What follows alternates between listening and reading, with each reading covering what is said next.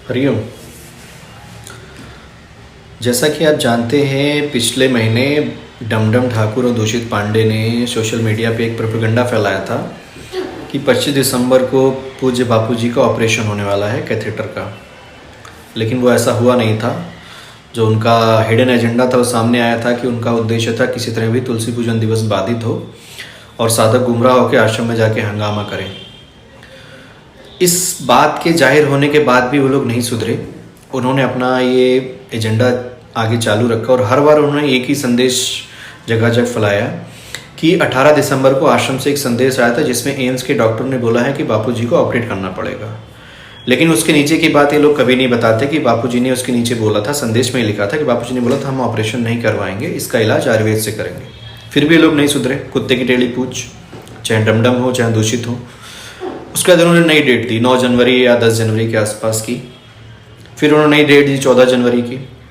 14 जनवरी इसलिए दी कि सेवा कार्य होते हैं मकर संक्रांति पे, साधक मकर सेवा कार्य ना करें और इधर उधर जाके फिर आश्रम में हंगामा करें। लेकिन फिर भी बुद्धिमान साधक इनकी बहकावे में नहीं आए।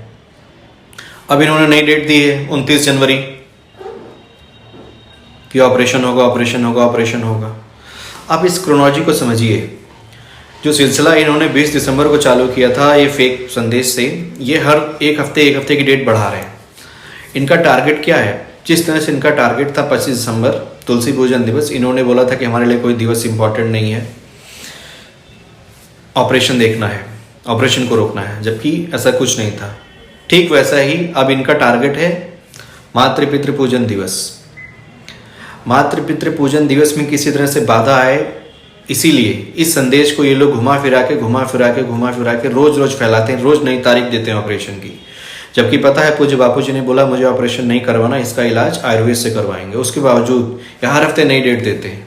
अभी देखिएगा 29 जनवरी के बाद नई डेट देंगे 7-8 फरवरी की। उसके 7-8 फरवरी के बाद नई डेट देंगे 14 फरवरी की। फिर ये बोलेंगे हमारे लिए कोई दिवस जरूरी नहीं है, हमारे लिए कोई दिवस जरूरी नहीं है, हमारे लिए बापूजी जरूरी है, इसलिए मातृपितृ पूजन दिवस नहीं मनाना है, जाके आश्रम में पूछना है कि ऑपरेशन क्यों करा रहे हो। यही करेंगे लोग। इनका यही हिडन एजेंडा है। कर किसके लिए रहे हैं? अरे भाई, जो छोरी इनको लाखों रुपए हर महीने दे रही है, अभी मुंबई में बटे थे ना 3-3 लाख रुपए इन लोगों के, तो भाई उसके लिए कुछ तो करना ही है। इसलिए ये प्रोपेगेंडा ये लोग चलाते रहते हैं, किसी तरह से सेवा कार्य बाधित हो, आश्रम में हंगामा हो, और छोरी का जो एजेंडा है जिसको आगे बढ़ा रहे हैं, जिसके लोग पाले हुए कुत्ते हैं, उसका एजेंडा आगे बढ़े।